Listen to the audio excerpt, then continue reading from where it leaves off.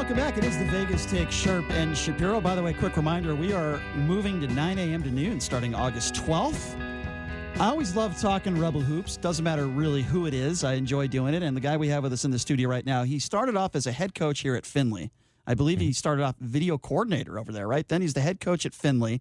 Then he got an assistant coaching job at UNLV. It was some strange times for UNLV basketball back then. Dave Rice gets fired midseason, and then Todd Simon takes over as the interim head coach and does a very good job under those circumstances. Then gets the head coaching job at Southern Utah. At the time, Southern Utah was one of the worst teams in the country. You have completely turned it around. First of all, let me say it's good to see you. Thank you for joining us in studio. And congratulations, by the way, on your success at Southern Utah. It's amazing what you've been able to do there. No, I appreciate it. It's always great to be back in town, and we're getting there. We're getting there. We've kind of turned the ship around, but we haven't done anything yet. So we're hoping to. But you're competitive, and you're getting people in the gymnasium watching. There's some buzz around the program, and I figured you would do that. I want to start though. Let's go back to those UNLV days real quickly. We were just joking a little bit off the air. There was a situation at UNLV when you're the interim head coach where you had to take a jersey off of a mannequin and get a player to sign up for the team. His name was Brian Glenn. You only had 6 guys on the team. Talk to me a little bit about that. How did you deal with that situation?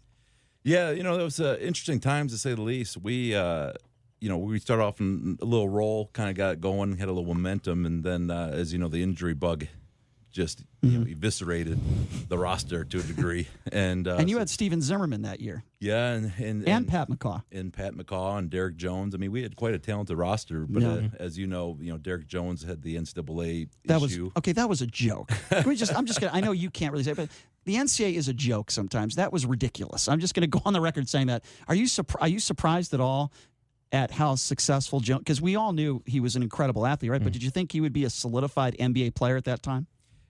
I did. I hate to, pat ourselves in the back, but we saw it. We saw the evolution from a guy that got DNP's coach's decision early in the year to a guy that evolved into a 22-9 guy over that stretch. And he just had such a natural basketball instinct, and he was much more than an athlete. I think that's where people missed on his evaluation, is they didn't realize how competitive he was, number one. Number two, how great of a basketball mind he had. He's got a good feel for the game. So we got to see that, and we knew that in today's NBA that translates, because he's going to be able to lock up. He's going to be able to do things that other guys can't do. I thought that Steven Zimmerman left for the NBA too early. I didn't feel that way about Pat McCaw because he was a very, very good defensive player, and I thought if he just found the right spot, and he did in Golden State, that he would be okay. But I thought with Zimmerman, it seemed at times, and correct me if you know more than me, but I thought that he struggled a little bit with the physicality even when he was a college player that year with these Mountain West centers. And I know he was only a freshman, but that's what I'm getting at. I thought he left to go to the NBA a little bit too young. Would you agree with that, or do you think he made the right decision? Well, that's such a tough deal for him. Of all the guys, he might have been as swept up in what went down as anybody. I think he's a guy that probably would have strongly considered coming back. I think he knew what he needed to work on. I think that season, that injury, he took a lot of heat for. I mean, I seen the report; it was a legit deal, and they that kind of hindered him, put him in a bind at the wrong time, especially leading up to declaring for the draft and all that sort of thing. But certainly, bigs develop later. Sure, and you hope over time he'll find that identity that'll stick for him. Todd, that was such a crazy year, right? You guys, when Dave Rice was coaching that team, you guys lose 3 games in a row in conference, and then they give him the boot. When that happened, did you have any inclination that was going to happen? Did anybody feel after you lost that, I believe it was in Wyoming, that could have been Dave Rice's last game? It's the pressure of the situation, probably over the duration that I've lived in Vegas, is obviously apparent. It's a town that wants to win. It's a fan base that has strong tradition that they tie to, and so those rumblings and those pressures are pretty consistent. I think at that time, we felt it a little bit more. especially given how we started that season. We had some huge wins, beating Oregon and Indiana, Right. who both won their conferences. So you proved how good you could be. Yep. So you thought that was a part of it. Yeah, and it just, I think that build up kind of hurt that little stretch a little bit, because we did have high aspirations and so I think there was you could sense the pressure mounting, but I don't think anybody really believed that was going to go down the way it was at the time, because you don't see it very often. In the end, it was a mistake because it set the program back a couple of years. I thought it was the right decision to let him go either at the beginning of the year or the end of the year, and that's just my personal opinion. Let him finish the season. I thought that was a big debacle there. And then I supported, I thought they made the right decision with allowing you to be the interim head coach, and I thought you did a really good job. And again, I'm just giving my opinions on this. Stacey Augmon, after they gave you the head coaching job, and again, I thought it was the right decision. Stacey Augmon does an article with somebody from the RJ complaining about the fact that they gave you the job instead of him. I thought that was extremely selfish. I thought you wait till the end of the year. You don't mid-season complain that you deserve the head coaching job. And, I just thought it was the wrong thing for him to do. That's just my opinion. I don't know how you felt about that. And were you still able to get along with him even after that? Yeah, Stacey's a great guy. I think he's certainly maybe the most popular player in UNLV history, or among sure, the greats. Absolutely. And certainly putting myself in his shoes, I could see where he was coming from, and so that's a tough situation. Before the entire transition, and once that transition went down, it became 24 hours work around the clock. There's really no time for anything else, because it became all about keeping the ship sailing the right way and getting the players on the same page. But before that, we were a very tight-knit staff. We really were. We went to lunch every day. And by the way, I love Ryan Miller. He's awesome, and he's doing such a good job at TCU. He comes on our show all the time, and all due respect to T.J. Otzelberger, I'm supporting him. I hope he does a great job. I wanted Mike Miller, by the way, to get the job here, and I knew Ryan would come out here as his assistant. I thought that would have been awesome, but it didn't happen. But I think Ryan Miller, like yourself, Ryan's going to be a great head coach someday. I don't think there's any doubt about it, right? Oh, and there's no question. I talk to Ryan probably literally every single day. And he's going to be. It's just some AD is going to have to make the smart decision to hire an assistant coach that's ready and paid his dues, instead of falling in love with this guy's been a head coach. And I'm on the other side of that now. But it's amazing. 10 days after I was an interim coach, all of a sudden my agent is bringing me athletic directors that wanted to talk to me and interview me. We'll take a few quick calls here. If you want to talk to Todd Simon, give us a buzz, 257-5396. Again, that number to call, 257-5396. Let's take a quick call. Let's go to Scott. Scott, you're on with Todd Simon. Thanks for calling in. Go ahead. Coach, always enjoy following your team up there in Cedar City. A quick question for you. What's it like coaching in the Big Sky for the average fan? What's the travel like? What's it like going to Montana and Sacramento State and NAU? Is it easy to get to those places, or what's that like? The Big Sky is as unique of a conference as you'll find in the United States. I believe I don't think there's any travel quite like it. It is an absolute grind. I thought the Mountain West, pre, chartering, which I imagine they do now, but back when we were doing it, we did not charter, and that was tough. And now I get in the Big Sky and I understand what tough is. You're getting up at 3:30 after a game. We'll play a Monday game in Idaho, drive all over who knows where, fly out of some obscure airport, 3:34 in the morning, and then play a game on Thursday. That's brutal. So you're kind of going through it where you're staring the schedule in the face, saying, "Wow, that's going to be 4 and 8 days and some pretty crazy places." So, Coach, you're saying there's not a lot of international airports and a lot of the spots that you're heading to in the Big Sky? Is that what you're saying? Yeah, exactly. I mean, at one stop, I'm not going to quite throw them under the bus, but the locker room is a public bathroom. So, one of my first league games, I'm experiencing 10 minutes before the game, and there's a older gentleman disrobing about 18 inches from where I'm sitting. So it was certainly some interesting stories that come out of that league. But that's a nice introduction. That's what you want to see. Yeah, I was like, well, that was my welcome to the Big Sky moment. But let's just call it for what it is. Let's be honest here. When you took over this Southern Utah basketball program, they were one of the worst teams in Division I basketball. how I guess this is a long answer you're probably going to give me here, but how were you able to turn this program around, not only to be respectable, but to be competitive and have a pretty good record, too, to this point? Well, it was probably a little bit of, the challenge of it, I think, is what drew me to it. Over a 3-year span, we averaged 4.5 Division I wins. So, I mean, that's unbelievable. That's solid. It was tough, and the people are fantastic, though, and that's and they wanted to win, and it felt a little bit like Findlay Prep at the early years, where I said, okay, we can do something here. Now it's going to take, what we do, and that's bringing in talent. And no matter what you do, everyone can pat themselves in the back and act like they did it. But they didn't do it. No coaches made a basket. Okay, you got to need players, and we knew we were going to have to change the culture that like any coach that has success probably pushed it to the fringe a little bit. You're going to step on some toes. You're going to need any type of change is going to be a little uncomfortable. And fortunately, like this last year, we got a first ever postseason win in school history, and we've been back-to-back semifinals in the Big Sky. That's huge. You're kind of making steps. So, and this year, we think we got a chance to win the league. Dwayne Morgan coming back. He's like, what, a 12th-year senior now? Is that what he is? We wanted to get as old as possible. He's 31 years old. No, but Dwayne's a big dude, and I actually think that he can make it to the next level. And, correct me if I'm wrong, but I follow Rivals 100. I follow a lot of the recruiting. You're in on some 4-star, some pretty highly ranked guys that I'm sure when you got there, that was not the case. Yeah, I think what's interesting is, the budgets that we deal with here are certainly a lot different. So it's completely about relationships.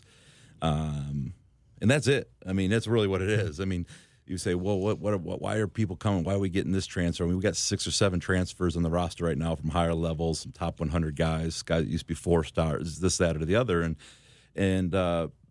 it just comes down to relationships. If you do right by kids and what people miss is at Findlay, we were all about development. It was a development program that masqueraded as a championship program. And at UNLV, what people miss the boat on is these guys like Pat McCaw and Chris Wood and some of these guys that came through there became NBA players weren't the highest ranked kids. Even Derek Jones was. What did you see in Pat McCaw when you recruited him? Instinct, competitiveness, didn't care about numbers. I was there to watch Alonzo Trier. Obviously, he's a fantastic player, and Alonzo had like 50. I don't even know how many he had, but every shot went in. But I kept looking at this guard that just kept giving him the ball in places where he just had to catch and shoot. Unselfish. Every single time. I mean, he didn't care that this kid in front of all his college coaches was getting all the buckets as a junior while Pat was a senior. Pat just kept doing the right things and doing the right things and doing the right things and making plays, stealing the ball and passing up layups because he knew that this kid's hot and he'd kick it back out to him. He was doing all those little things that you say, okay, let me get to know this kid. And then once I got to know him, I was like, oh, yeah, I see it. Well, I mean, he has won 3 It's true. NBA titles in his first 3 years in the league. So obviously he's a quintessential teammate. He's already ahead of Karl Malone. Let's just be honest. If you're just joining us, Southern Utah head basketball coach Todd Simon, of course, former Findlay coach, interim head UNLV basketball coach here as well. So I was a little surprised, speaking of Pat McCaw, when he decided to not re-sign with the Golden State Warriors. Some people saw it as a mistake. I personally did because they love him there in Golden State. Now, I understand he probably had his own reasons, but I thought that was the perfect situation for him because they weren't playing him tons of minutes, but he was still a very important part of the team. He played in the NBA Finals, and he played some solid minutes, I thought, in the NBA Finals, and Steve Kerr loved him. Were you surprised that he did not re-sign with Golden State? I think the surprising part was more you just don't see it with restricted free agents very often.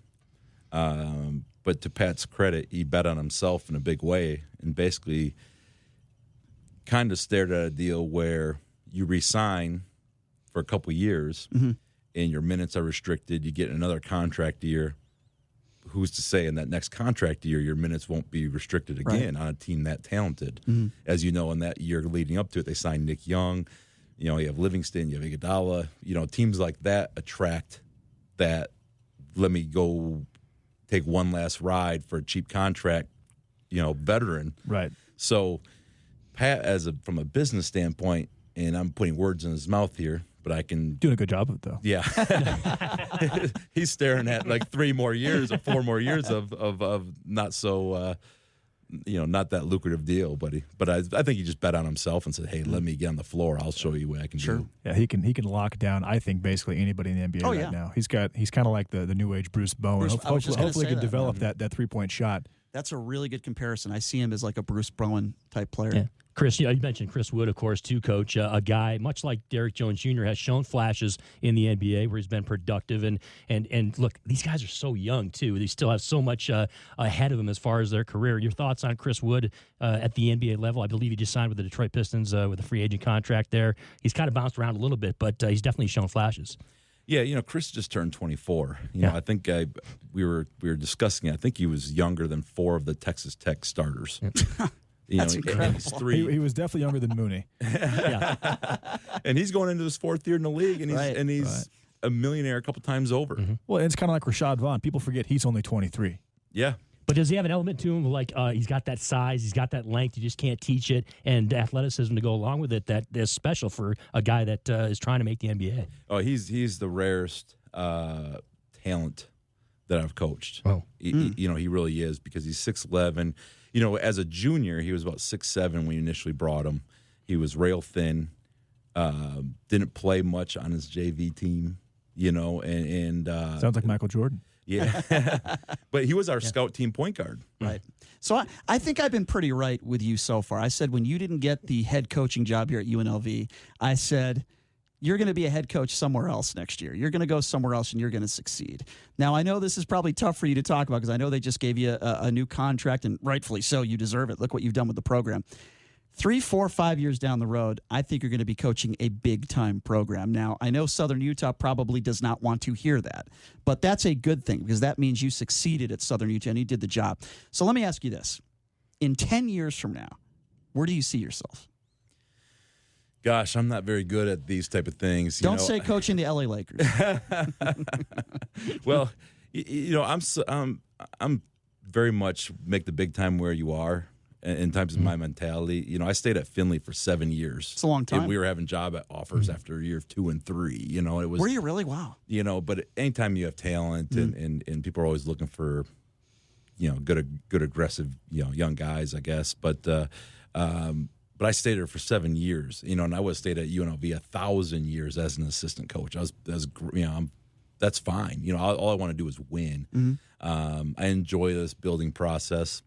I don't really want to be Larry Brown, but but I do enjoy the building process for sure. Well, let me ask you this then: what would be your dream job? You know what? That's hard to say. Golly, I don't know. I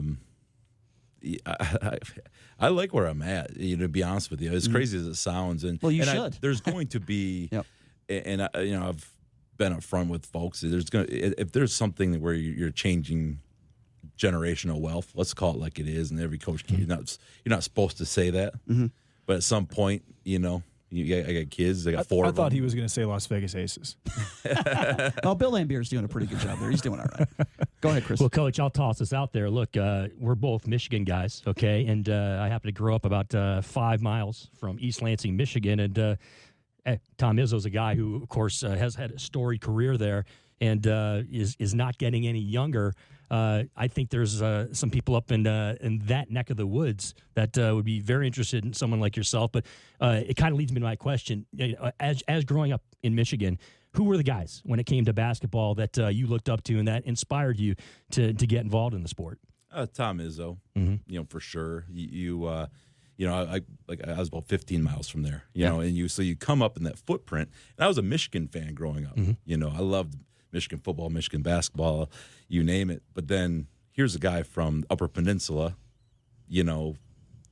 just doesn't necessarily fit the mold and just creates this blue collar, beat the tar out of you every single game. Practices, I've been to a whole bunch of practices. I went to one last summer. I mean, just coming through there and seeing that brand of basketball. What's that like going to a Tom Izzo practice?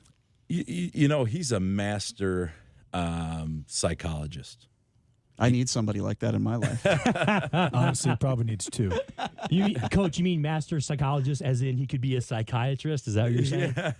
Why don't we take another phone call real quick, and then we'll get back to that, the psychology that Brian Shapiro needs. Let's go to Jim. Jim, you're on with Todd Simon. Thanks for calling in. What's on your mind? Well, thanks for taking my call. I Sure. want to gripe a little bit about college basketball in general. Sure. It seems like, I grew up in Las Vegas, so I'm familiar with the run and gun. And I can remember Oklahoma doing it, and of course LMU had a massive program where they were running teams into the ground, and the run and gun was a very exciting game. And now it seems like they've packed in so many timeouts and so many ways to just stop offenses from just running and burying teams through shooting and athleticism that it's limited the game, in my opinion, and I'd like to know what the coach's opinion about that is. And I can listen online. Okay. On the air. Thanks, Jim. We appreciate the call. We'll let Todd answer that. Thank you, Jim. Go ahead. There's a lot of truth to what he's saying. We've kind of taught the game and strategized the game in 4-minute increments because of these TV timeouts. We take it the other extreme with it, where we basically broke the game down into 10 4-minute rounds, like a fight. And we want to win every round and da-da-da-da. And we just want to sell out, empty our tanks in 4-minute increments, and we practice that way in the whole deal.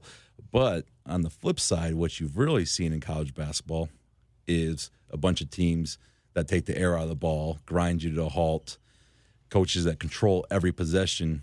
Very few teams just play anymore. Very few teams run a significant amount of motion. You're watching every shot's dictated. It's almost like a lot of coaches love to have a joystick and X and O guys. You're not like that, though. No, I mean, we want to be number one in tempo every year. We're trying to. This year we finally have depth where we can press and trap. And my first year when we didn't have a whole lot, another coaching friend of the business called me. He's doing a scout tape. And he's like, "Who's this team that has no business pressing, trapping, throwing the ball up the floor, shooting up 100 million shots?" And he's like, "Oh, okay, now it makes sense." But that's how we want to play, and I think it's more difficult to coach and give your guys freedom than it is the other way around, because you have to instill discipline. You have to find what's a good shot, bad shot. The discipline of playing fast is, to me, much more significant than the discipline of playing slow, controlled, run from point A to point B, be a mouse in the maze. You're going to get more turnovers if you're playing fast, but you're also going to score more points. So there's give and take there, right? Mm-hmm. I mean, obviously, there's got to be give and take. So looking forward, correct me if I'm wrong, but you guys are not on the UNLV schedule this upcoming year, correct? Is there a reason for that? Did they not want to play you? Did you not want to play them? What's the deal there? Because we always play Southern Utah. Yeah, obviously we'd always love to play, but honestly, that's more in their, and I understand from their standpoint, especially they're sounds like they're ramping up their schedule, and you only get a finite amount of non-conference games. So I'm not quite sure, but we would always love to play any team that we can play nearby, the Utahs, the BYUs, the UNLVs. We'll play. And you know what? That's something I always gave Dave Rice credit for, to you guys credit for. Dave Rice's strength of schedule here was fantastic. Mm-hmm. You guys played some great teams, some fun basketball games. Gosh, I remember I used to go watch you guys played Louisville, Arizona. I mean, you name it. I mean, and he even scheduled the Duke game. Now, he was fired before that game, but I thought that was really special. And I do see TJ Otzelberger doing that. I think he is emphasizing a better out-of-conference strength of schedule. I mean, that's really important, especially for UNLV, a team that is rebuilding and trying to get back to stardom, right? Well, you have to, and I've always believed that you play those games. I mean, if you want to elevate your program, do people get more excited? Does you move the needle more playing three, sub 300 Ken Palm teams, or if you, instead of playing those three games, do you play three Power 5, Arizona State, Utah, trio where you go 2-1 and all of a sudden you've really done something now, and you move the needle. That was just our philosophy there at the time. Everyone's got a different way to do it, but that was what we believed in. Mm-hmm. So Utah State brings back Neemias Keita, Sam Merrill, etc. Are they on your schedule? No. They're pretty good. We would certainly love to play them as well. Yeah. But I certainly understand, coming from that level, playing good low to mid-major teams is tough. Nobody. I mean, it's not. I'm not just picking on those schools. Right. Nobody wants to. We're really struggling to get games because we're more of a threat. As one team said at the high major level, there's 45 other teams that are ahead of you on our list that we would want to get their brains in. I'm going to bring up a name that many college basketball coaches don't like talking about, so of course I'm going to bring it up with you. A guy that comes on our show every week, and he'll be in studio Wednesday, Michael Avenatti. You know his situation with Nike, and don't worry, I'm not going to ask you about Stormy Daniels, I promise. But, UNLV, he's talked about UNLV. I know you had nothing to do with Brandon McCoy. But this does involve UNLV, and it involves a lot of coaches throughout the country. Luckily, not your program, thank goodness. But what do you make of this, and where do you see this going? And do you think in the end this will help or hurt college basketball? Yeah, I mean, it's tough. There's so much stuff to sort through in these whole deals. It really is. I think I'm actually of the belief that things aren't as crazy as maybe out to believe, but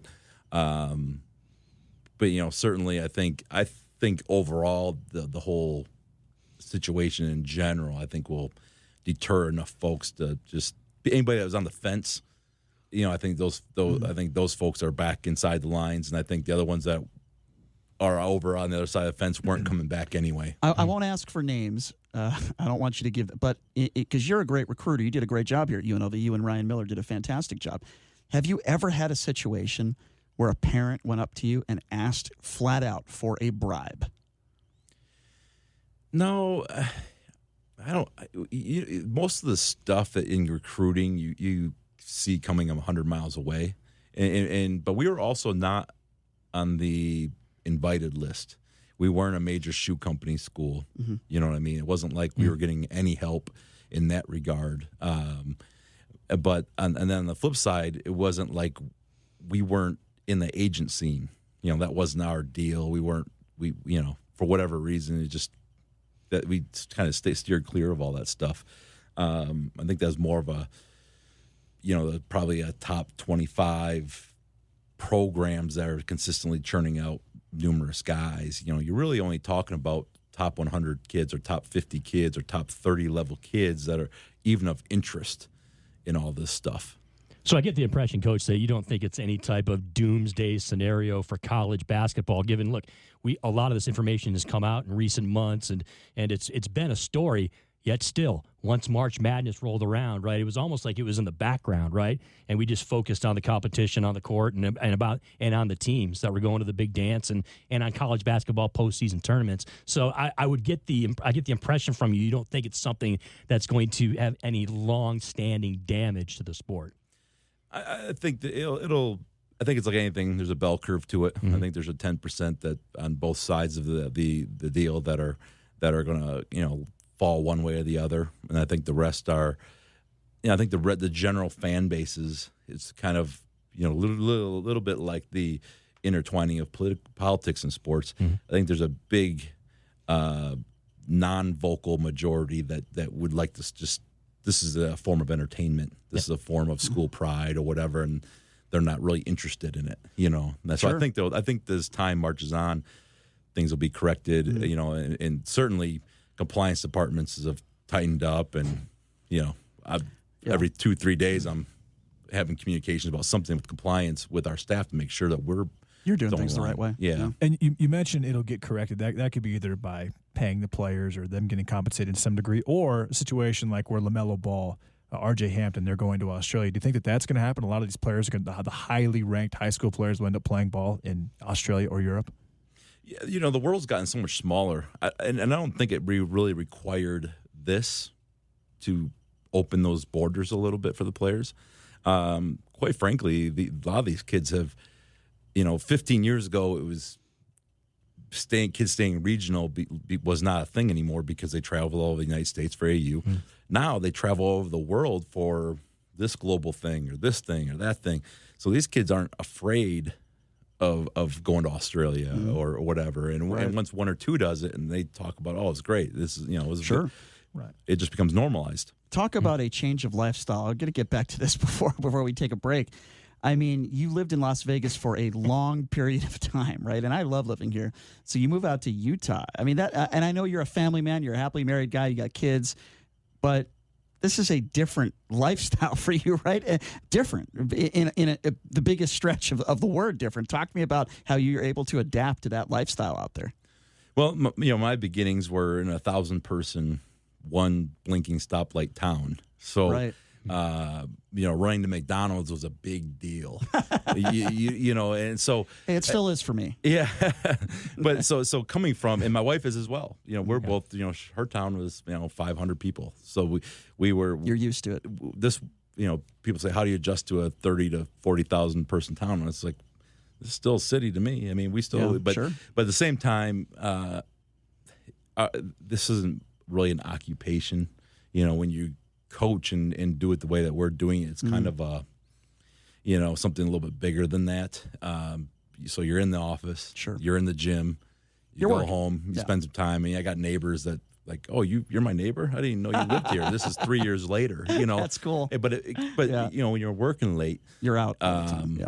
People don't see you, Right. and you're not thinking about, hey, where am I going to be going tonight to have some fun? Mm-hmm. You're working. There's just not work's time always for on that. your mind. Well, you know what? That's probably a big part of the reason why you've had so much success out there. Well, listen, it's good to see you. Thank you so much for coming in, and congratulations on your success out there. I have a feeling, this is my opinion, this year possibly you are going to contend for a title, and it would not shock me if you won your conference title, and I wouldn't be more happier for you. I mean, it'd be great. So thank you so much for coming in. We will have you on the air again, hopefully before the season starts. And congratulations, man. We're happy for you. No, it's always a pleasure, and certainly appreciate it. And we're looking for the same thing. I'll be honest, I'll be a little disappointed if we don't get that title this year. So, and I think you will, as long as you're healthy. I think that's the key word. Yes, it is. All right. Well, thank you so much, former UNLV interim head coach Todd Simon joining us. We'll catch up with him again before the season starts, I'm sure. Coming up next, we will be joined by Gloria Allred, attorney, and we'll get to that coming up on the Vegas Take on the all-new 101.5 FM, 720 AM KDWN.